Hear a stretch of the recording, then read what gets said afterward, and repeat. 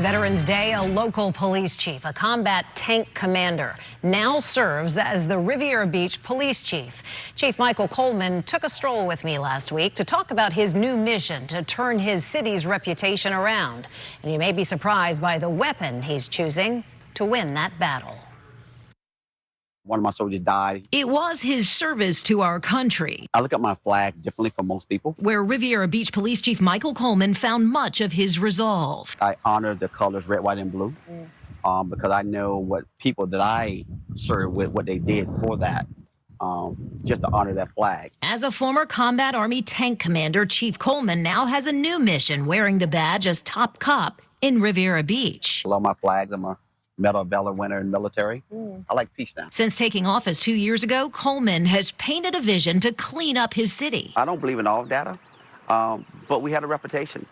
And now people looking at us differently. Coleman and his officers launched an initiative to tidy, paint, and gentrify blighted homes. But it all started with a conversation. If I can address a portion of quality of life issue, it will impact the crime and criminals. His officers rolled up their sleeves, working right alongside the community. Some of the criminals that I met early on over my career, I want to be part of that. I want to help paint my mom's home. I want to help paint the community. Your vision for this corridor is what?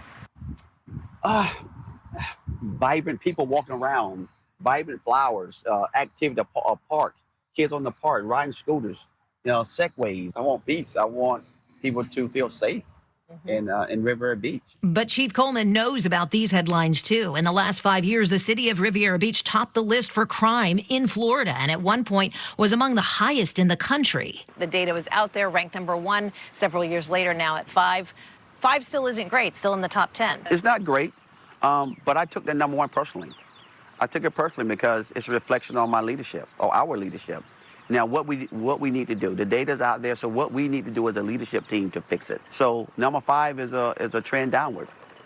So next year I want to be 9. And then the year after that, I can be 10 or 20, or not even on the list. If we continue doing what we need to do, we won't be on that list.